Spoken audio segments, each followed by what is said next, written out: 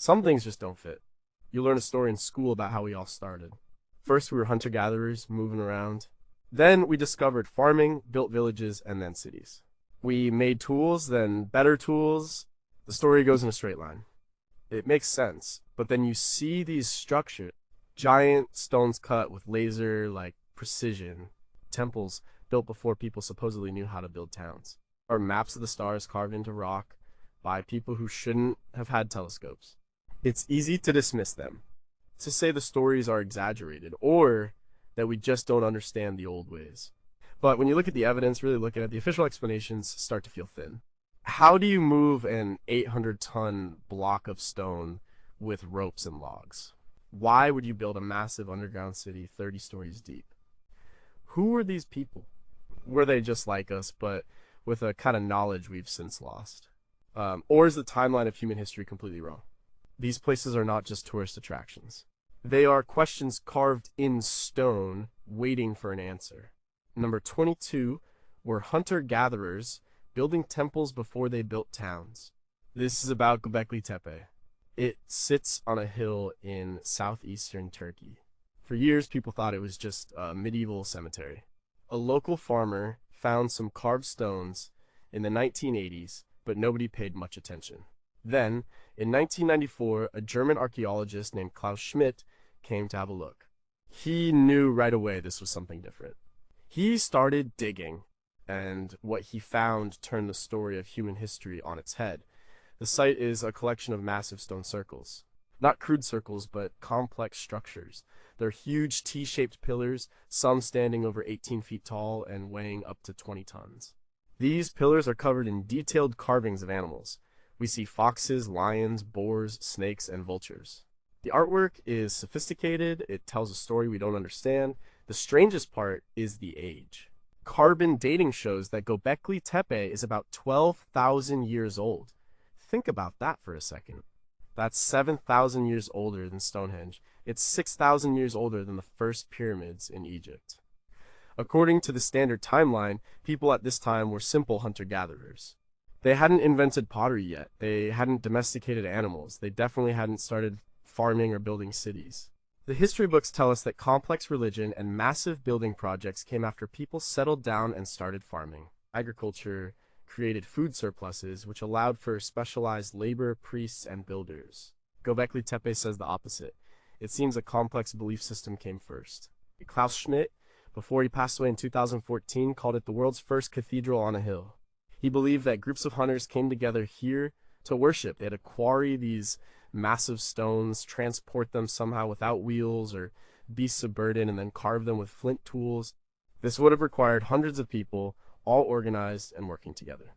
How did they feed them all without agriculture? How did they plan and manage a project that would have taken decades, maybe centuries? The site is huge. So far, archaeologists have only uncovered about 5% of it. Its ground-penetrating radar shows at least 20 more stone circles are still buried underground. Even stranger, around 8000 BC, the creators of Göbekli Tepe did something incredible. They deliberately buried the entire site. They filled it in with millions of cubic feet of dirt, stone, and animal bones, preserving it perfectly. Why? Why would a culture spend generations building such a monumental place only to bury it and walk away? It's like building St. Peter's Basilica and then filling it with sand. It makes no sense. Göbekli Tepe challenges the very foundation of our understanding of the past. It suggests that the spark of civilization wasn't a new way of getting food, but a shared idea, a religion, a need to come together and build something massive to explain their world. What cosmic event or powerful belief could motivate a pre-agricultural society to undertake such a colossal project? How did they acquire the astronomical and engineering knowledge to build these structures? Why did they intentionally bury their sacred site as if to hide it from the future? And what else is waiting to be found under the other hills in the region? Number 21, who carved a mountain into a pyramid. In West Java, Indonesia, there's a place called Gunung Padang. For a long time, it was known as a local sacred site, a collection of stone columns on top of a hill. People thought it was a megalithic site, maybe a few thousand years old, interesting but not world-changing. Then a geologist named Danny Hillman Nadawijaja started studying it in 2011. He and his team didn't just look at the stones on the surface, they used ground-penetrating radar, core drilling, and seismic tomography to see what was underneath. What they found was shocking. The hill itself wasn't a natural hill. It was a man-made pyramid built up in layers over thousands of years. The layers go deep. The top layer, the one with the visible stone columns, is about 3,500 years old. But beneath that is another layer, dated to around 8,000 years old. And beneath that, the deepest layers seem to be much older. Nadabajaja's team has presented carbon dating results, suggesting the lowest parts of the structure could be over 25,000 years old. This is a hugely controversial claim. If true, Gunung Padang would be the oldest pyramid on Earth, predating the Egyptian pyramids by more than 20,000 years. It would mean that an advanced civilization existed during the last ice age. This goes against everything we know about that period. The mainstream archaeological community has been very skeptical. They argue that the dating is flawed, and that the buried layers are just natural rock formations, not man-made construction.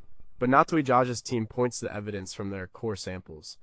They've found layers of rock that seem to be held together by a kind of ancient cement or mortar. They've also found chambers and cavities deep inside the structure. They believe the entire hill was sculpted and built, with terraces and walls, over an incredibly long period. The name Gunung Padang means Mountain of Enlightenment, suggesting its purpose was spiritual. The debate is fierce. Archaeologists say geologists don't know how to identify man-made structures. Geologists say archaeologists are refusing to look at the evidence because it doesn't fit their theories.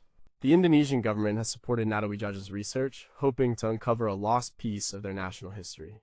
The site is a puzzle. The stones on the surface are columnar basalt, a type of volcanic rock that forms in long columns. They look a bit like organ pipes. They are arranged in patterns, walls, and gateways. It's clear that humans arranged them. The question is how far down the human work goes. If Danny Hillman is right, then we are looking at a complete rewrite of human history. We are talking about a sophisticated culture with advanced engineering skills that existed when most of humanity was thought to be living in caves and hunting mammoths. Was there a lost civilization during the Ice Age capable of building on this scale? Are the deeply buried layers of Gunung Padang truly man-made, or are they a trick of nature that geologists are misinterpreting? If it is a man-made pyramid, what was its purpose and what happened to the people who built it? Could this be evidence of the kind of lost ancient civilization that people like Graham Hancock have been writing about for decades?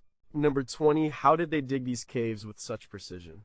In 1992, a local villager in Zhejiang province, China, decided to drain his pond. He thought it was just a small body of water, but after pumping for days, he revealed the entrance to a massive man-made cave. He found one, and then his neighbors found more. Today, we know of at least 24 caves, all carved out of solid siltstone.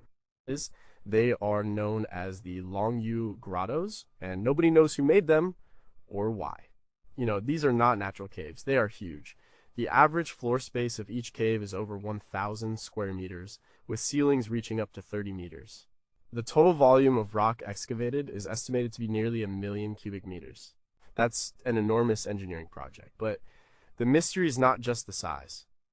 It's the workmanship. The walls and ceilings of every cave are covered in parallel tool marks. They are uniform, a series of lines about 60 centimeters wide, running at a consistent angle. It looks like the work of a giant machine. The pattern is the same across all the caves. This suggests they were all built by the same people, using the same method. The floors are perfectly level, and the walls are straight. Some caves have pillars, bridges, and pools, all carved from the bedrock. The precision is astonishing. The biggest mystery is that there is absolutely no historical record of their construction. Not a single document, legend, or piece of folklore mentions this massive project. The area was home to ancient cultures, but this scale of work should have been recorded somewhere. It's as if they were built in complete secrecy. How do you hide a project that involves removing 1 million cubic meters of rock? Where did all that rock go? There are no spoil heaps nearby. Scientists have tried to figure out how they were made. The tool marks are consistent, suggesting a methodical, almost industrial process. But what tools could create such marks on solid siltstone and maintain that pattern over thousands of square meters? The caves are also remarkably well preserved. There is no sign of collapse, and the tool marks are still sharp. Some estimates date the caves to around 200 BC during the Qin dynasty, but this is just a guess based on pottery found nearby. The purpose is another blank. Were they tombs? There are no bodies or burial artifacts. Were they mines? The siltstone they were digging out wasn't particularly valuable. Were they a secret military base or a palace for an emperor? The acoustics are strange, but there's no proof they were for ceremonies. One cave has carvings of a horse, a fish, and a bird, but their meaning is lost. The Longyou Grottoes are a silent testament to an unknown chapter of history. A huge amount of effort, resources, and skill went into creating them, and then they were apparently forgotten. Who had the technology and organization to create the Longyou Grottoes, and why is there no historical record of their existence? What tool or technique was used to create the uniform, parallel markings that cover every surface? Why were they all flooded, and was this intentional? Could they be much older than the estimated 2,200 years? Number 19, was it built by a man or a machine? This one is a bit different. It's not ancient, but it's just as impossible. It's called Coral Castle, and it's in Florida. It was built by one man, a Latvian immigrant named Edward Leeds-Kallman. He was a small man, about 5 feet tall and weighing only 100 pounds. Between 1923 and 1951, he single-handedly quarried, moved, and constructed a castle out of massive blocks of coral rock. The numbers are staggering. He moved over 1,100 tons of rock. Some of the individual blocks weigh up to 30 tons. That's heavier than the biggest stones at Stonehenge. He built walls, a 2-story tower where he lived, furniture, and sculptures. He created a 9-ton gate that was so perfectly balanced, a child could push it open with one finger. When it broke in the 1980s, it took a team of engineers with a crane to fix it. They still couldn't get the balance as perfect as he did. How did he do it? Nobody knows. He worked alone, mostly at night. He didn't have modern machinery. He had basic tools like tripods made of wood, chains, and pulleys, but that doesn't explain how he lifted a 30-ton block of coral off the ground. People have tried to replicate his methods, and they've failed. Leeds-Kallman himself was very secretive. When people asked how he did it, he would just say he understood the laws of weight and leverage. He wrote some pamphlets about his theories on magnetism and cosmic energy, but they are hard to understand. He claimed to have discovered the secret of the pyramids. One story from a neighbor claimed to have seen Leeds-Kallman moving the stones. He said it looked like the giant coral blocks were floating like hydrogen balloons. This has led to all sorts of theories, from acoustic levitation to advanced knowledge of magnetic fields. Leeds-Kallman had a 4th-grade education.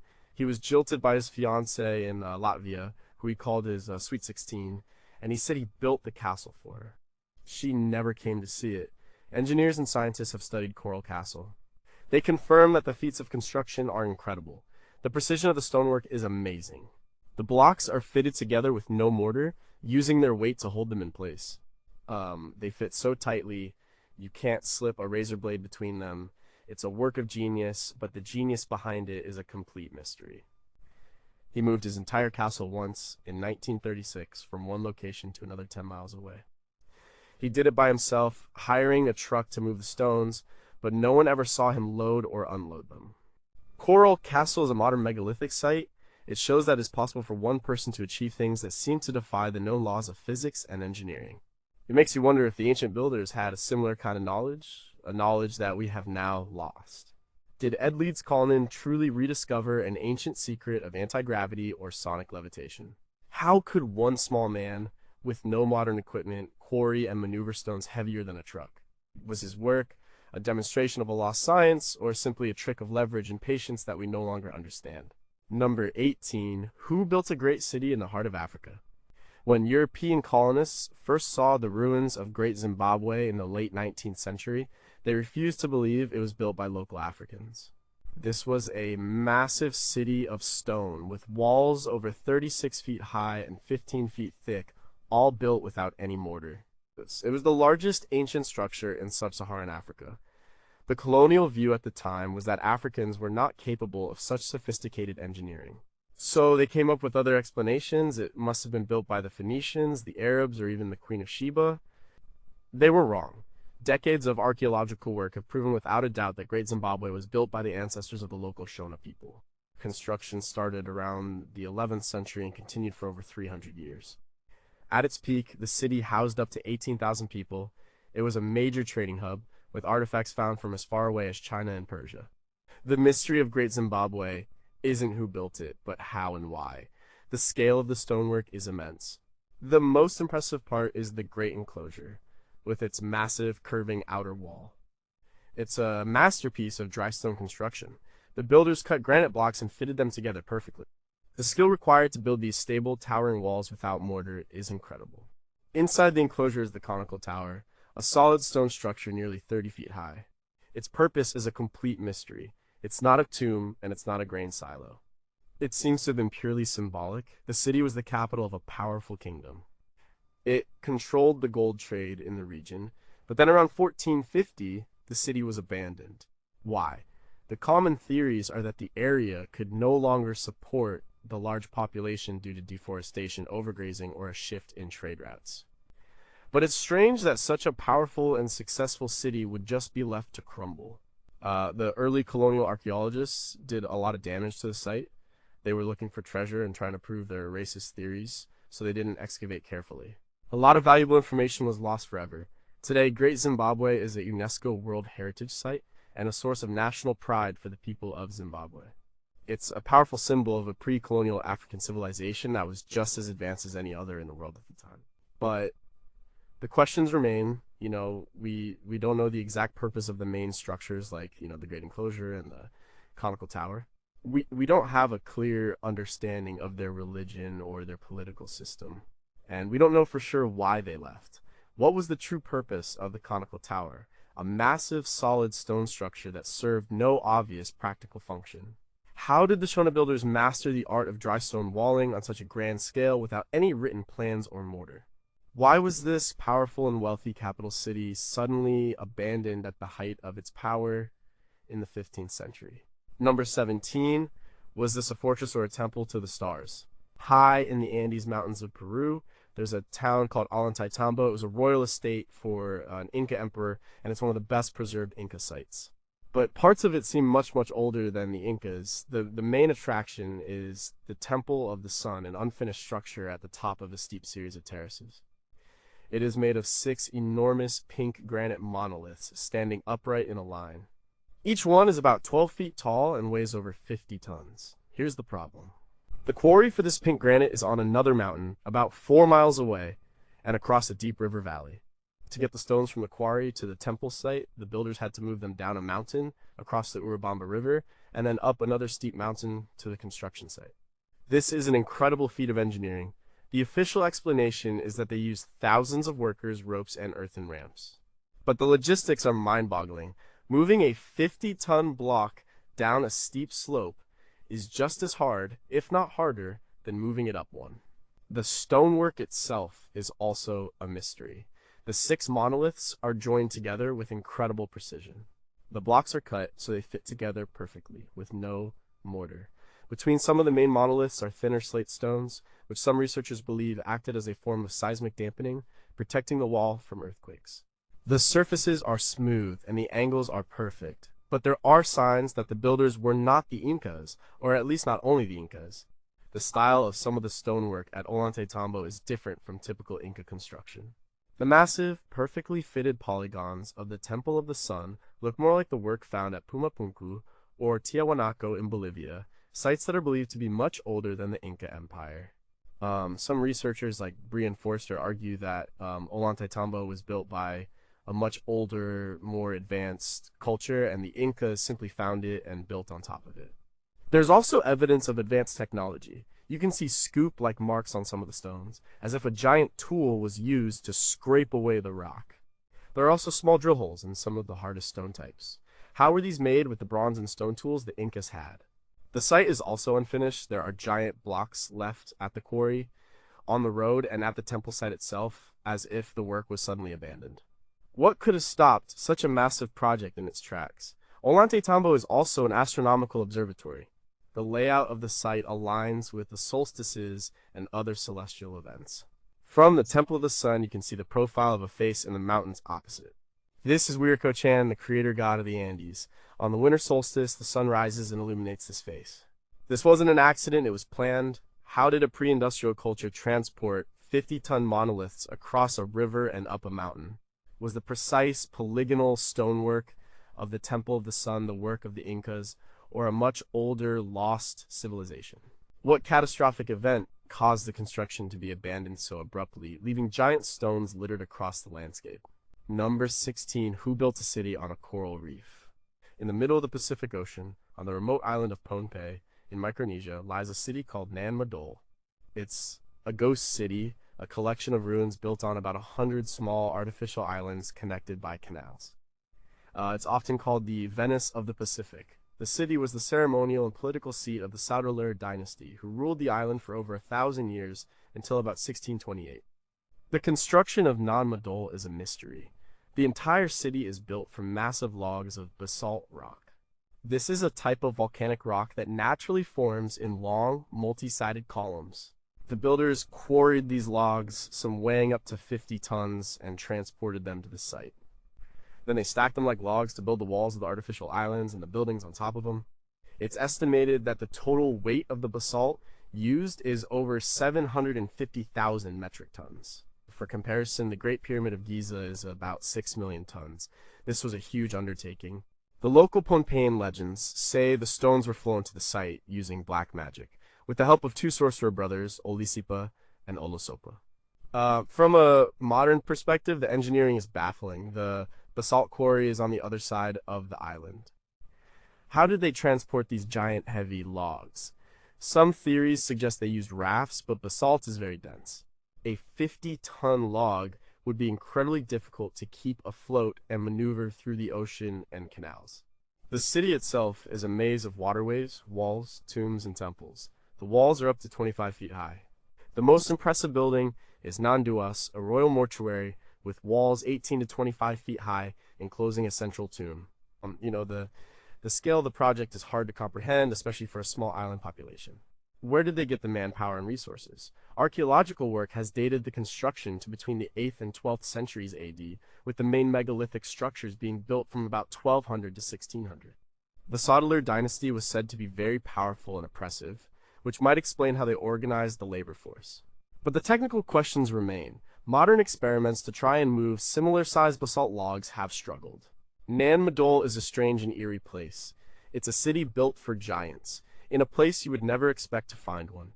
The writer H.P. Lovecraft was inspired by Nan Madol when he wrote about his sunken city of R'lyeh. The ruins are slowly being reclaimed by the mangrove jungle, and much of it is still unexcavated. What transportation method allowed the builders of Nan Madol to move hundreds of thousands of tons of basalt logs across the island and the sea? How did a relatively small island population sustain the massive labor force required for this centuries-long construction project? What is the true purpose of the many sealed tombs and chambers that archaeologists have yet to open? Number 15, was this a city of giants? About 25 miles northeast of Mexico City lies Teotihuacan. It was one of the largest cities in the ancient world. At its peak around 450 AD, it had a population of over 125,000 people, making it one of the biggest cities on the planet at the time.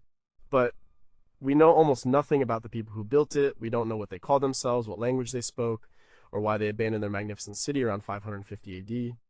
The Aztecs found the city in ruin centuries later and gave it its name, Teotihuacan, which means the place where the gods were created.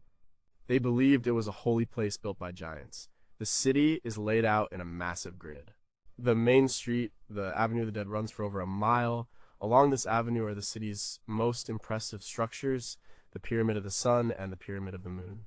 The Pyramid of the Sun is the third largest pyramid in the world. It's over 200 feet tall and has a base over 700 feet on each side. It was built from about 2.5 million tons of material. One of the most curious things about Teotihuacan is the widespread use of mica. These sheets of this glittery mineral were found in one of the pyramids, in a chamber deep inside. The strange thing is, this specific type of mica comes from a source over 2,000 miles away in Brazil. Why would they transport large sheets of this fragile material over such a huge distance? Mica is resistant to heat and electricity. It was used in modern times as an insulator. What were the builders of Teotihuacan using it for? The layout of the city is another mystery. It's not just a grid, it seems to be a map of the solar system. Researcher Hugh Harleston Jr. found that the distances between the main temples and pyramids correspond to the relative distances of the planets in our solar system, from the Sun out to Pluto. This is strange because Uranus, Neptune, and Pluto weren't officially discovered until the 18th, 19th, and 20th centuries. How could the people of Teotihuacan have known about them? Recent discoveries have added to the mystery. In 2003, a tunnel was discovered under the Temple of the Feathered Serpent. It was sealed 1,800 years ago. After years of excavation, archaeologists reached the end of the tunnel in 2015. They found a chamber with 3 rooms filled with thousands of artifacts, including strange crystal spheres and, most bizarrely, a pool of liquid mercury. What was the purpose of this toxic metal in a sacred chamber deep underground? Some have suggested it could have represented an underworld river or lake. The city was systematically burned and abandoned. There are signs of ritual destruction, but we don't know if it was because of an internal uprising, an invasion, or some environmental disaster. The people of Teotihuacan just vanished from history. Why did the builders of Teotihuacan import vast quantities of mica from thousands of miles away to bury it deep within a pyramid? Does the city's layout truly represent a scale model of the solar system, including planets that were unknown until modern times? What was the purpose of the liquid mercury found in a sealed chamber deep beneath a temple? Number 14. Who made the boxes for the gods? Beneath the sands of Saqqara in Egypt, there is a labyrinth of tunnels called the Serapeum. It was discovered in 1850 by the French archaeologist Auguste Mariette. Inside this underground network, he found 25 massive sarcophagi. These are not your typical Egyptian coffins. They are colossal boxes made of solid granite, rose granite, or diorite. Each box weighs between 70 and 100 tons, including the lid.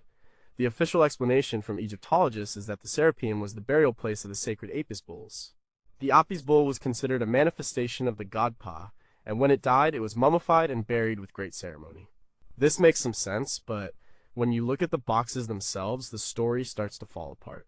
The level of precision is unbelievable. The boxes are cut from single blocks of the hardest stone. The surfaces are polished to a mirror-like finish. The corners are perfectly square, both inside and out. Modern engineers have examined them and said they can't see how it was done with the tools the ancient Egyptians supposedly had. To achieve this level of precision on such hard stone would be difficult even with today's technology. Christopher Dunn, an engineer who has studied Egyptian stonework, has documented tolerances that are within a few 10,000ths of an inch. That's not handiwork, that's high-level machine work. The lids fit so perfectly on the boxes that they are almost airtight. When Mariette first found the Serapeum, only one of the 25 boxes was still sealed. He used explosives to open it. Inside, he found a thick, black sludge made of bitumen and animal bones, but not the complete, mummified remains of a prize bull you would expect. Most of the other boxes were empty. Hieroglyphs are crudely scratched on the outside of some of the boxes, almost like graffiti. They seem to have been added much later and are of a much lower quality than the boxes themselves. It's as if a later culture found these perfect, ancient boxes and tried to reuse them. The logistics are also a problem. How did they move these 100-ton boxes into the narrow underground tunnels? The tunnels are just big enough to fit the boxes, with very little room to maneuver. Getting them down the ramp and around the corners would have been a nightmare. Some of the boxes are made of granite that was quarried in Aswan over 500 miles away. The Serapeum raises more questions than it answers. The boxes seem far too advanced for their supposed purpose. Why would you create a masterpiece of precision engineering, something that would last for eternity, just to bury a bull? The quality of the boxes is far superior to the sarcophagi made for the pharaohs themselves. Were these truly built to be coffins for bulls, or did a later dynasty find these incredibly precise objects and repurpose them? What technology could create boxes of this size and precision from solid granite and diorite? How were 100-ton objects maneuvered through the tight subterranean passageways of the Serapeum? Number 13. Did the Vikings arrive in America first? The story most of us learned is that Christopher Columbus discovered America in 1492. But we now know that's not true. The Vikings got there almost 500 years earlier. The evidence is at a site called Lance aux Meadows on the northern tip of Newfoundland, Canada. In the 1960s, a Norwegian explorer named Helge Ingstad and his wife, archaeologist Anne Stein Ingstad, were searching for proof of the Viking sagas. These were old Norse stories that like told of a land to the west of Greenland called Vinland. The sagas describe the voyages of Leif Erikson, who was said to have established a settlement there around the year 1000 AD. For a long time, historians thought these were just myths. The Ingstads followed the descriptions in the sagas and, with the help of local fishermen, found a series of strange mounds near the coast. They started digging and uncovered the remains of a Norse settlement. They found the foundations of 8 buildings, including longhouses made of turf, a forge for working iron, and a carpenter's workshop. This was a classic Viking design, identical to settlements found in Greenland and Iceland. They also found artifacts like a bronze ring, headed pin, a stone lamp, and iron boat nails. Carbon dating of the site confirmed that it was occupied around 1000 AD, exactly when the sagas said Leif Erikson was exploring Vinland. This was a huge discovery. It was the first and only authenticated Norse site in North America. It proved that Europeans had reached the New World long before Columbus. The mystery of Longyou Meadows is not who built it, but what happened there.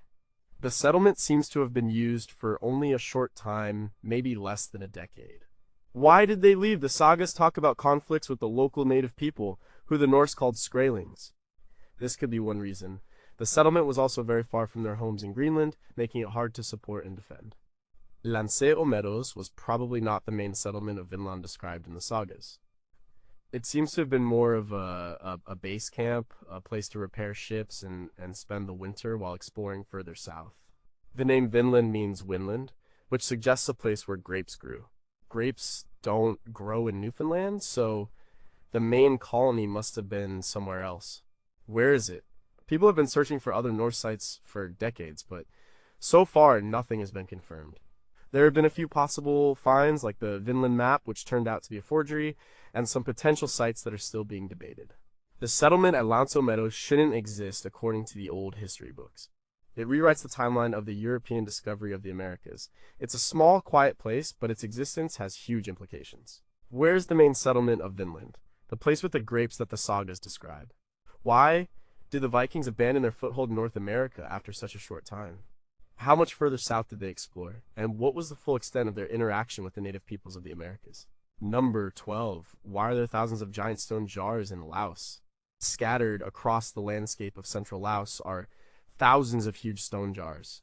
This is the Plain of Jars. There are over 90 sites, with each site containing anywhere from 1 to several hundred jars. The jars are carved from solid rock, mostly sandstone, and they vary in size. Some are small, but the biggest are up to 10 feet tall and weigh over 14 tons. Most of them are undecorated, but a few have lids and carvings of human figures. Nobody knows who made them or why. The local legends have a few explanations. One says they were created by a race of giants to store their rice wine after a great victory. Another says they were used to collect rainwater during the dry season. Archaeologists have a more grounded theory, but it's still full of holes. The main theory is that the jars were part of an ancient burial practice. Excavations led by French archaeologist Madeleine Colani in the 1930s and more recent work by an Australian team led by Dougal O'Reilly have found human bones and teeth both in and around the jars. This suggests the site was a large cemetery. The theory is that the bodies were left to decompose, perhaps inside the jars, and then the bones were later buried nearby. This was a two-step burial process. The jars were like monuments or markers for the graves. But this theory doesn't explain everything. Why build such massive, heavy jars for this purpose? It would have been an enormous amount of work. The quarries are often miles away. How did they transport these multi-ton jars across the hilly landscape? And why are the sites located where they are? They seem to be on ridges and hills that overlook the lowlands. The age of the jars is also uncertain. They are believed to date to the Iron Age, somewhere between 500 BC and 500 AD. But dating stone is very difficult. The material found around them gives us clues, but the jars themselves could be older. The culture that built them is a complete mystery. They left no written records and no other signs of their existence besides these enigmatic jars. The Plain of Jars is also one of the most dangerous archaeological sites in the world. During the Vietnam War, the U.S. dropped more than 2 million tons of bombs on Laos, making it the most heavily bombed country per capita in history. The area around the Plain of Jars is littered with unexploded bombs UXO. This has made research and tourism very difficult and dangerous. Teams are still working to clear the bombs, and as they do, new jar sites are being discovered. These strange, silent objects sit on the hillsides of Laos, a testament to a lost people and a lost tradition. They are a puzzle that has been made even harder to solve by a modern war. What was the true purpose of these thousands of colossal stone jars? How did an Iron Age society with simple tools manage to quarry and transport objects weighing up to 14 tons? Was the entire region one vast interconnected ritual landscape, and what beliefs guided its creation? Number 11. Who had the time to stand up 3,000 stones? In the Brittany region of France, there is a collection of megalithic sites known as the Karnak stones. This is the largest such collection in the world. There are more than 3,000 prehistoric standing stones, or menhirs, spread out over several miles. They are arranged in long, parallel lines, as well as circles cromlechs and tombs dolmens. It's a breathtaking sight. The stones were erected sometime during the Neolithic period, probably between 4,500 BC and 3,300 BC. This makes them older than Stonehenge and the Egyptian pyramids. The sheer scale of the site is hard to grasp. Imagine the effort it took for a prehistoric community to quarry, transport, and erect thousands of stones, some weighing several tons. This wasn't a quick project. It would have taken generations of continuous work. Why did they do it? That's the big mystery. There are countless theories. One local myth says they are a Roman legion turned to stone by the magician Merlin. A more scientific theory, proposed by Alexander Thom in the 1970s, is that the site was a huge astronomical observatory. He suggested the lines of stones were used to track the positions of the sun and moon and to predict eclipses. This would imply that the Neolithic people of Karnak had a sophisticated understanding of astronomy. However, other researchers have criticized Thom's theory, saying the alignments could be just a coincidence. Another theory is that the stones were a religious or ceremonial site. The lines might have been processional ways leading to the tombs and stone circles. They could have been used for rituals related to ancestor worship or fertility. The alignment of the stones, generally east-west, might have been related to the rising and setting sun, symbolizing birth and death. The problem is, we have no written records from this time. We have to interpret the stones themselves, and they are silent. We don't know what these people believed or what kind of society they had. We can see they were organized, determined, and had a shared purpose that lasted for over 1,000 years. But we don't know what that purpose was. The Karnak stones are not just one site, but a complex landscape of monuments.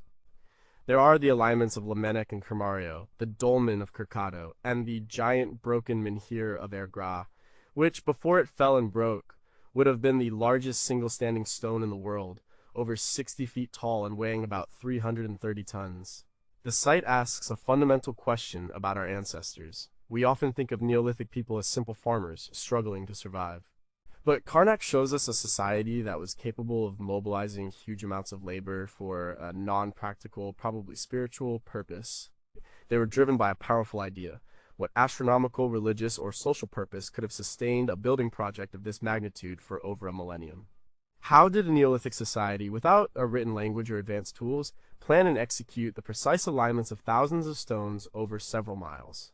Was the entire Karnak complex a single evolving project or the work of different cultures over time? Number 10 is they're a sunken city off the coast of Japan. In 1986, a scuba diver named Kihachiro Aratake was exploring the waters off the coast of Yonaguni-jima, a small Japanese island. He was looking for a new spot to watch hammerhead sharks when he stumbled upon something incredible. He saw a massive terrace structure on the seabed, about 80 feet down. It looked like a sunken pyramid. This is the Yonaguni Monument. The structure is huge, about 165 feet long and 65 feet wide. It has flat, terrace-level, sharp, right-angled corners and what look like giant steps. There are features that have been named the turtle, the triangle pool, and a main terrace. It looks very much like it was made by humans, like the debate over whether the Yonaguni Monument is man-made or a natural formation has been raging ever since it was discovered. On one side, you have people like Masaki Kimura, a marine geologist from the University of the Ryukyus. He has dived on the site hundreds of times and is convinced it's an artificial structure.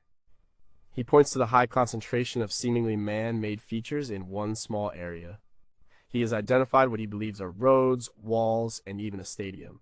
He thinks it's a city that was submerged by an earthquake about 2,000 years ago. Some who believe it's man-made think it could be much older, perhaps 10,000 years old, from a time when the sea level was lower and this area was above water. This would place it in the last ice age. On the other side, you have mainstream geologists and archaeologists like Robert Schoch from Boston University. He has also dived on the site. He argues that it is a natural formation. The type of sandstone it's made of naturally breaks along straight lines and planes. He says the terraces and steps are the result of natural erosion and tectonic activity. He agrees it's an interesting geological site, but he sees no definitive evidence of human tool marks or construction. The evidence is ambiguous. There are no carvings or inscriptions. No artifacts have been found that are directly associated with the main structure. It's a classic case of seeing what you want to see. The shapes are so regular, so geometric, that it's hard to believe they are entirely natural. But geology can create some very strange things. If it is man-made, it would be a revolutionary discovery. A 10,000-year-old city would belong to a lost civilization that we know nothing about. It would be evidence of an advanced culture existing during the Ice Age. It would fit with legends from around the world of ancient lands and cities lost beneath the waves, like Atlantis. But without more concrete proof, it remains a geological curiosity. Is the Yonaguni Monument a natural geological formation that just happens to look artificial? Or is it the remnant of a 10,000-year-old city from a lost Ice Age civilization? If it is man-made, what happened to the people who built it, and are there other similar structures waiting to be discovered under the sea? Number 9. What kind of giants walked on this platform? In Baalbek, Lebanon, there is a Roman temple complex. It's one of the most spectacular Roman ruins in the world. The temples of Jupiter and Bacchus are massive, but underneath the Roman temple of Jupiter, there is something even more incredible. It's a platform made of some of the largest worked stones on the planet. This platform includes a line of 3 stones known as the Trilithon. Each of these 3 stones is about 64 feet long, 14 feet high, and 12 feet thick. They are estimated to weigh around 800 tons each. They are lifted into place about 20 feet off the ground, forming part of a retaining wall. Think about that. 800 tons. A modern heavy lift crane might struggle with that kind of weight. How did an ancient culture quarry, transport, and lift 3 800-ton blocks into a perfectly level wall? The Romans were amazing engineers, but this seems beyond even their capabilities. This has led many to believe that the platform is much older than the Roman temple built on top of it. The theory is that the Romans found this ancient, colossal platform and just built their own temple on it because it was a perfect, flat foundation. We don't know who the original builders were. The mystery gets deeper. At a nearby quarry about a mile away, there is another stone. It's called the Stone of the South, or Hajar al-Hibla, Stone of the Pregnant Woman. It's even bigger than the stones in the Trilithon. It's fully cut on 3 sides, but still attached to the bedrock at its base. It is estimated to weigh an incredible 1,200 tons. Recently, another even larger stone was discovered in the same quarry, estimated at 1,650 tons. This would be the largest known single piece of stonework ever cut by humans. Why would you cut a stone of this size if you had no way of moving it? The official explanation is that the Romans used massive teams of men and complex systems of rollers and levers. But the math just doesn't seem to work. The forces involved are immense. Baalbek is a place that defies easy explanation. The scale of the stones is so far beyond what we see anywhere else that it makes you question the limits of ancient technology. The local legends say the fortress was built by Cain after he was cursed by God, and that giants helped to build it for the biblical king Nimrod. While these are just stories, they reflect the sense of awe and impossibility that the site inspires. Were the Romans truly capable of quarrying and lifting 800-ton stones, or did they build their temple on the foundations of a much older, more advanced civilization? What was the intended purpose of the 1,650-ton monolith left in the quarry, and what technology was planned for its transportation? Do the ancient legends of giants at Baalbek hint at a forgotten truth about the original builders? Number 8. Why did they carve and move 900 giant heads? Holy Easter Island, or Rapa Nui, is one of the most isolated, inhabited islands on Earth. It's a tiny speck of land in the middle of the Pacific Ocean, and on this tiny island, a lost culture created and moved nearly 900 giant stone statues called moai.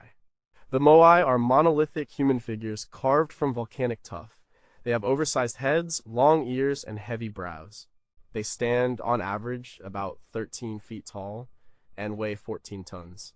The largest one ever erected, named Paro, was over 30 feet tall and weighed 82 tons. An even larger, unfinished moai lies in the quarry. If completed, it would have been nearly 70 feet tall and weighed about 270 tons. The mystery of the moai has several parts. First, why did they carve them? The general consensus is that they represented deified ancestors. They were protectors of the villages, placed on stone platforms called ahu, with their backs to the sea, watching over the people. Second, how did they carve them? The islanders used stone tools called toki to carve the moai directly out of the rock at a quarry called Rano Raraku. This quarry is still littered with almost 400 unfinished statues in various stages of completion. It looks like the workers just dropped their tools and walked away one day. Third, and this is the biggest mystery, how did they move them? The quarry is on one side of the island. The ahu, where the statues were erected, are all around the coastline, some up to 11 miles away.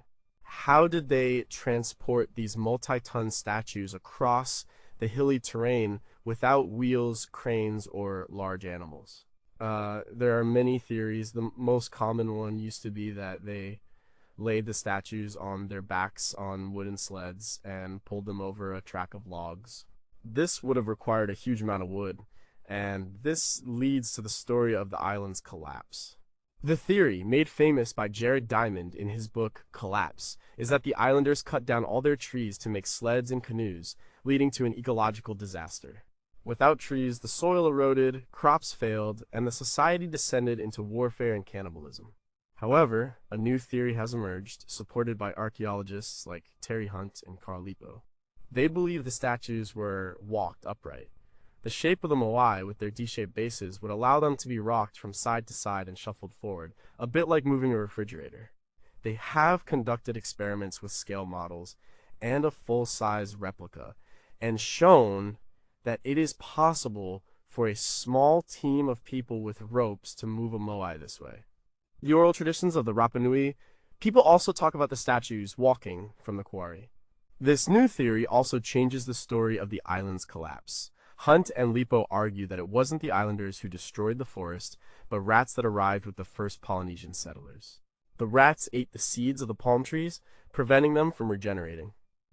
Even if they were walked, it was still an incredible achievement of engineering and social cooperation, and it still doesn't explain why they stopped. What happened to the Rapa Nui culture? Why were so many statues left unfinished in the quarry or toppled from their platforms? Did the Rapa Nui people walk the giant moai across the island, or did they use a method we still haven't figured out?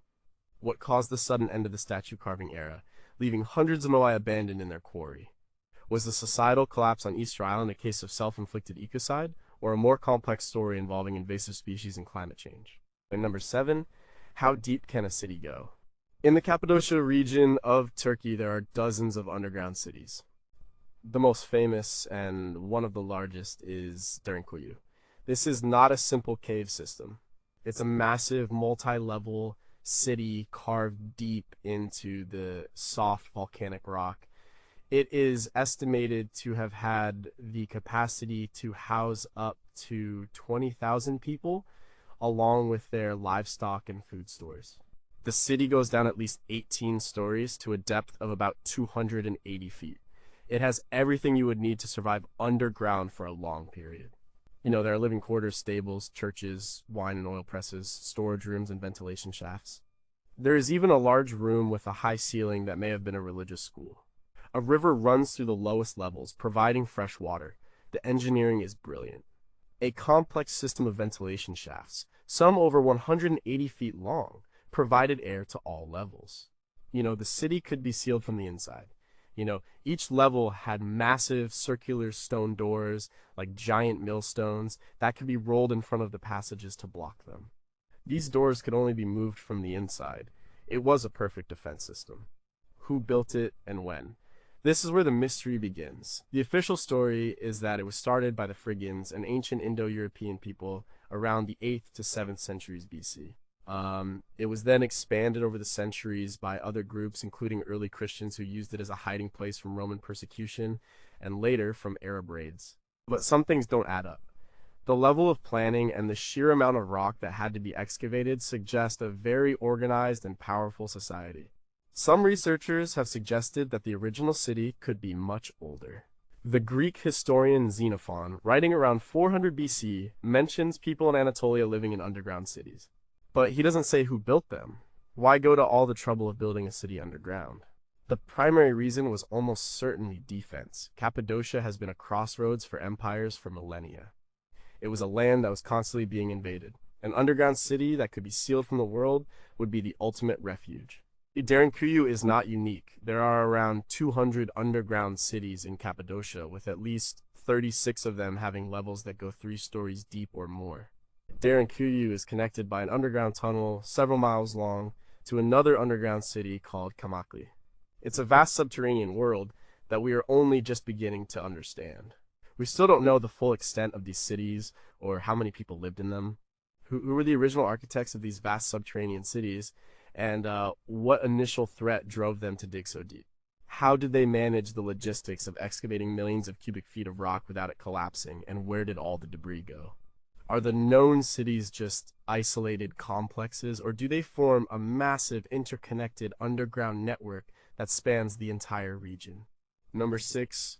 Who drew pictures for the sky gods? In the arid coastal plain of southern Peru, there is a series of giant designs etched into the desert floor. These are the Nazca lines. There are hundreds of them.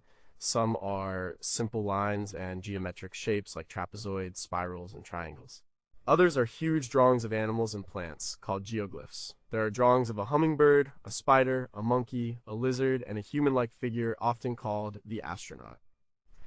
The lines were made by the Nazca culture, which flourished in the area from about 100 AD to 700 AD. They were created by removing the reddish-brown, iron oxide-coated pebbles that cover the surface of the desert, revealing the lighter-colored sand underneath. Because the area is so dry and windless, the lines have been preserved for centuries. The mystery of the Nazca lines is their purpose. They are so large that they can only be truly appreciated from the air. The hummingbird is over 300 feet long. The monkey is over 400 feet long.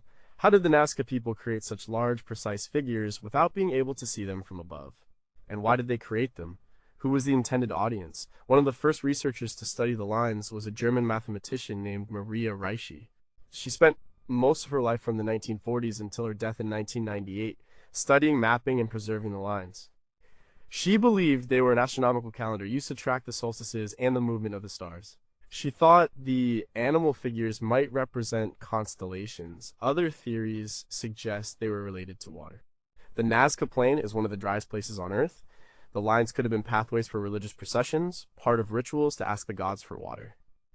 Some researchers have found that the lines often lead to water sources, and then there are the more fringe theories. The most famous one comes from Eric von Daniken in his book Chariots of the Gods. He suggested the lines were runways for alien spacecraft. This theory has been widely debunked by scientists, but the image of the astronaut figure continues to fuel speculation. The creation of the lines is less of a mystery. Archaeologists have shown that it's possible to create large, accurate figures using simple tools and techniques. By using grids of stakes and ropes, a small team could scale up a small drawing to a huge size. The real question is not how, but why. What was so important about these images that an entire culture dedicated so much time and effort to carving them into the desert for an audience that could only be in the sky?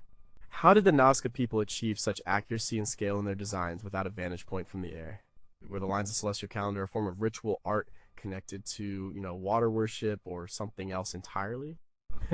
Could some of the long straight lines that run for miles across the desert have served a purpose? We are not even close to guessing. Number 5, how do you cut stone like butter? In the highlands of Peru, near the city of Cusco, lies the fortress of Sacsayhuaman. It's an Inca site, but like Ollantaytambo, parts of it look much older and more advanced. The site is famous for its massive zigzagging stone walls. These walls are made of some of the largest blocks you will find in any ancient construction. The stones are not simple rectangles. They are complex, multi-sided polygons. Some have more than a dozen angles. They are fitted together like a jigsaw puzzle, with such precision that you can't fit a piece of paper between them. And this is done without any mortar. The largest stone is estimated to weigh between 120 and 200 tons, and it's about 27 feet high. The official story is that the Inca built Sacsayhuaman in the 15th century using tens of thousands of workers over several decades. They used bronze and stone tools to shape the blocks, and ropes and manpower to move them from quarries several miles away. The process they supposedly used is called scribing and coping. They would carve a new block to fit perfectly against the one already in place. This would require an incredible amount of skill and patience, but many people find this explanation hard to believe. The precision of the fits is one thing, but how did they handle these 200-ton blocks? Moving them is one problem. Lifting them and placing them with such accuracy is another. Some of the stones at Sacsayhuaman show strange marks. They look almost as if the stone was soft at one point, like clay. Some stones have vitrified or glassy surfaces, suggesting they were exposed to extremely high heat. This has led to some wild theories. One is that the builders had a technology that could soften stone. Local legends talk about a liquid derived from a plant that could make rock pliable. Another theory is that they used some form of advanced acoustic or vibrational technology to shape and move the stones. The Spanish conquistadors who saw Sacsayhuaman were stunned. They couldn't believe it was built by the Incas. They thought it must have been the work of demons or giants. Even today, with all our technology, rebuilding Sacsayhuaman would be a major challenge. The site was much larger than what we see today. After their conquest, the Spanish dismantled much of the fortress to build their own houses in Cusco. And what is left is just the foundation, the part with the biggest stones that they couldn't move. We can only imagine what the full complex looked like. What technique allowed the builders to fit multi-ton, polygonal blocks together with such perfect, mortarless precision? Did they possess a lost technology to soften stone or use sonic energy, as some legends suggest? If built by the Incas with conventional methods, how did they manage the logistics and placement of 200-ton stones with such delicate accuracy? Number 4. Did a glacial flood carve these stones? At an altitude of 12,500 feet in the Bolivian Andes lies Puma Punku. It is part of the larger Tiahuanaco archaeological site, which is believed to be the capital of an ancient empire. Puma Punku is a field of ruins, a jumble of enormous, finely carved stone blocks scattered across the landscape. It looks like a giant advanced building was, destroyed by a massive cataclysm. The stonework at Puma Punku is what makes it so mysterious. The blocks are made of diorite and andesite, two of the hardest types of stone on Earth. And yet, they are cut with incredible precision. There are perfectly straight lines, right angles, and complex interior shapes. One of the most famous features is the H blocks. These are a series of identical blocks, all with the same complex shape, as if they were mass-produced from a mold. There are also deep, thin grooves cut into the blocks, some only millimeters wide. And there are a series of small, evenly spaced drill holes. How was this achieved by a culture that supposedly had no writing and no knowledge of the wheel? The mainstream archaeological view is that it was all done with stone hammers, bronze chisels, and immense amounts of manual labor. But engineers who have looked at the site are skeptical. The precision suggests machine tools. The design of the blocks is also strange. They seem to be part of a complex interlocking system. The blocks have notches and joints that would have allowed them to be fitted together like a giant set of Legos, probably held together with metal clamps. Archaeologists have found eye-shaped slots where these clamps would have gone. The age of the site is also a matter of debate. The official dating places the Tiahuanaco culture between 300 AD and 1000 AD. But some researchers, like Arthur Poznansky, who studied the site in the early 20th century, believed it was much older. He used archaeoastronomy to date the site to 15,000 BC. His methods are now considered flawed, but the idea of a much older date has persisted. The story of a great flood is central to Andean mythology, and some believe Puma Punku was destroyed by such an event at the end of the last ice age. The raw material for the stones had to be brought from quarries up to 50 miles away. Moving these huge blocks, some weighing over 100 tons, across the high-altitude plain would have been a monumental task.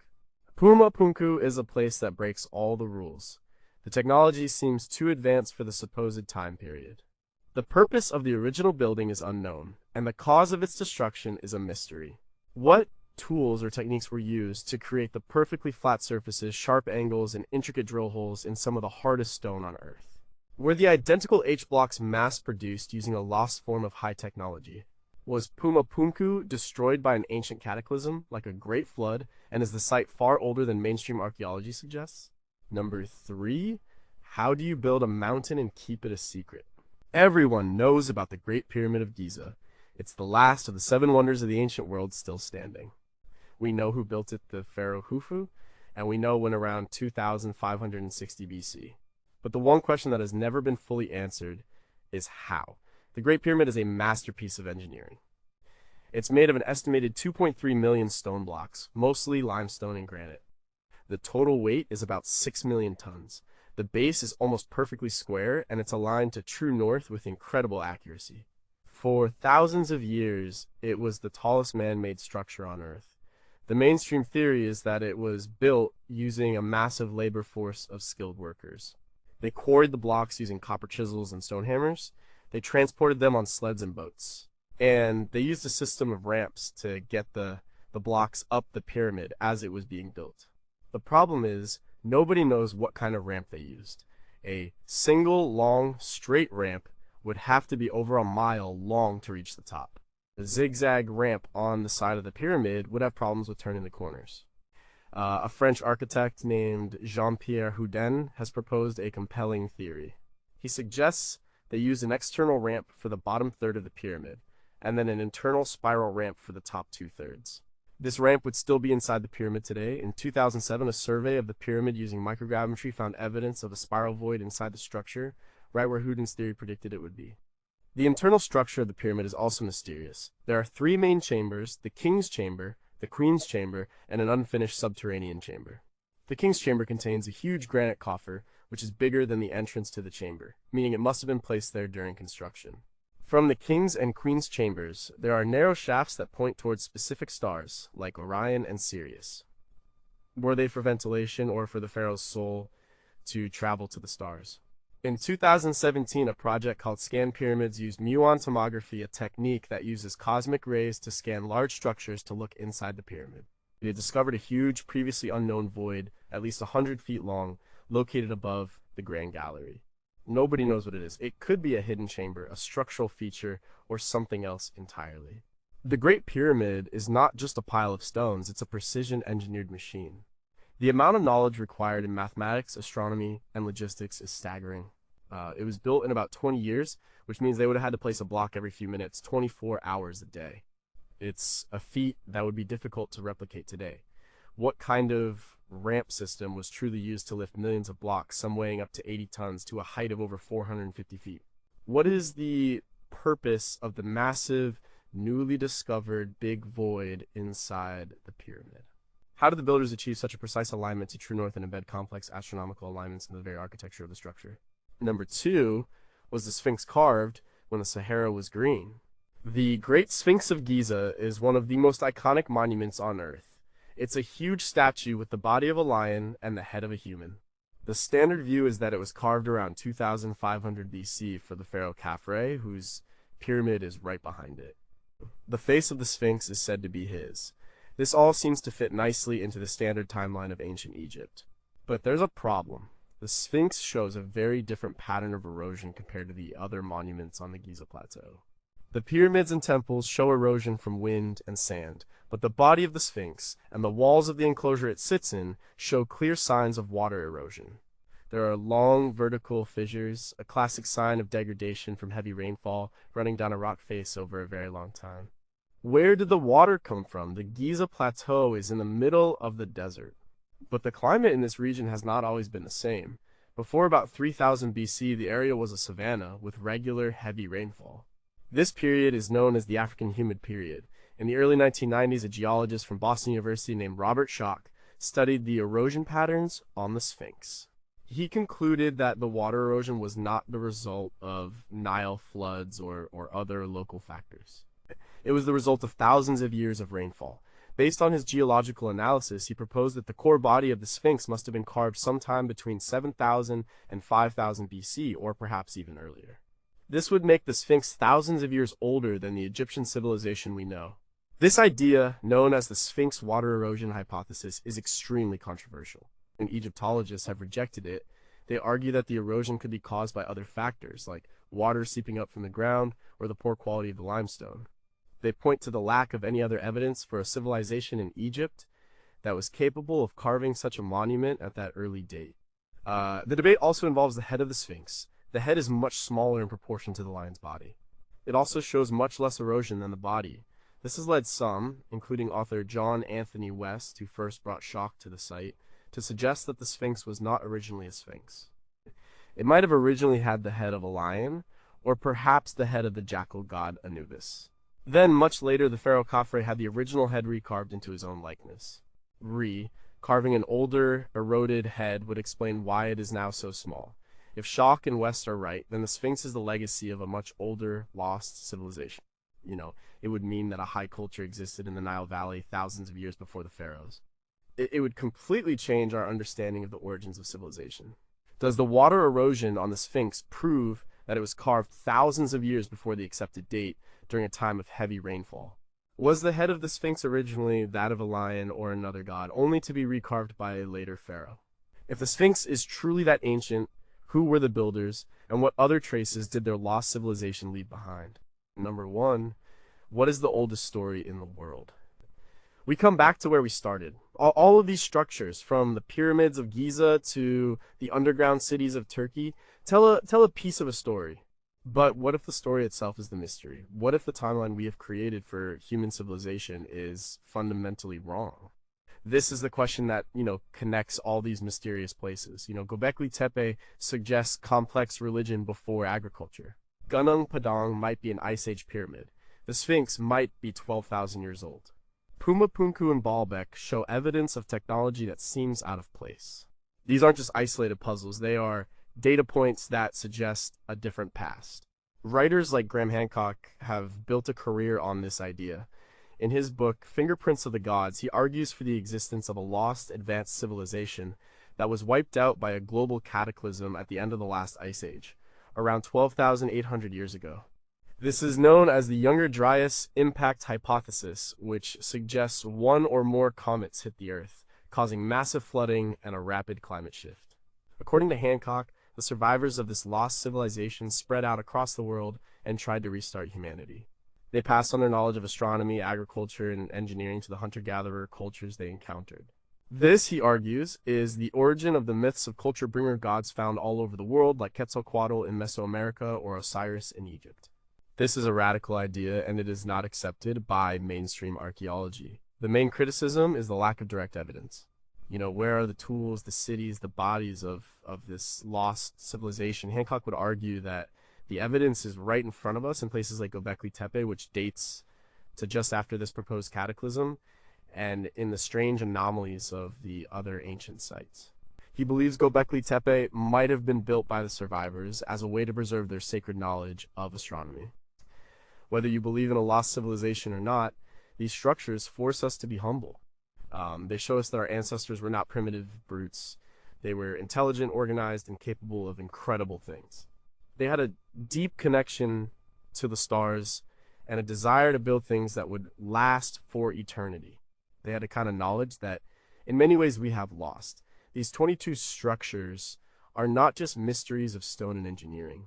They are mysteries about ourselves. They challenge our assumptions and ask us to look at our own past with fresh eyes.